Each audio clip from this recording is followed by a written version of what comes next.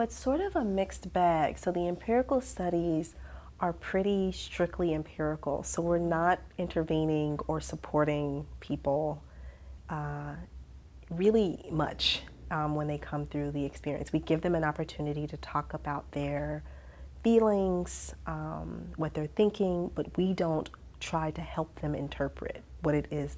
We don't want to overly influence what they think about the piece, especially given that we're trying to assess how they're going through this experience on their own at multiple time points.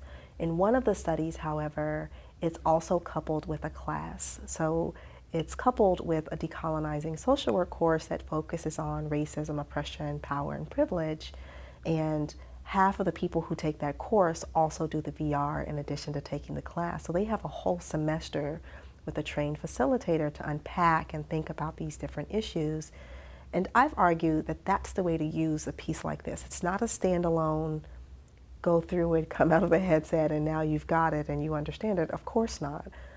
It's the conversation, it's the intervention that happens when you come out of the headset. What I'm anticipating, based on the hundreds of people we've run so far, but not empirically based, just anecdotally, is that it changes the way people are thinking about these issues and it makes them more open to potentially engage a conversation about these issues differently than when they went in to the experience.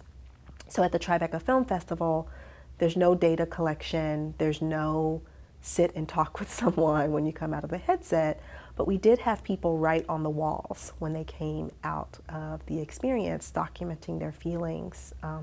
And people would consistently say things like, I'm the type of person who goes to the rallies and signs the petitions, and I think about this a lot, and I didn't understand this. I didn't quite get it. I've never felt it in this way.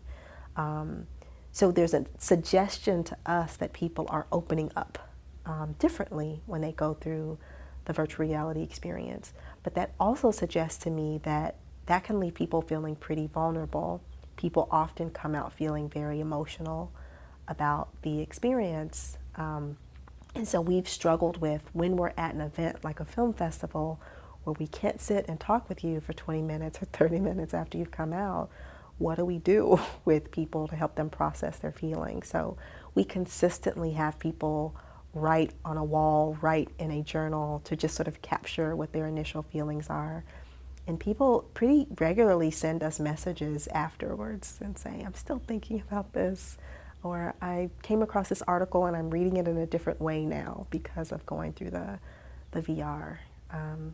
I've had one white female colleague, and I use her example all the time, who said she was on, there's a police scene in the virtual reality experience, and a white female colleague who had gone through this experience was several weeks later walking down the street and a police officer was just walking her general direction. And she said she felt herself get scared. Her hands started sweating, her heart rate went up.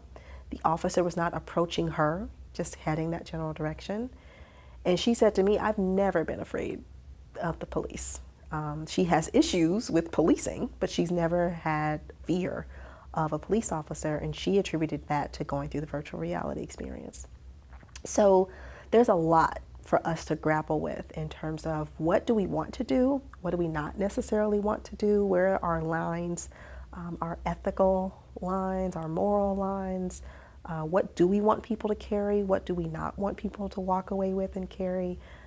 That is really all exploratory for us, and we're just trying to figure it out, but we think it's a worthy undertaking as long as we stay conscious and thoughtful about how we're trying to approach the work.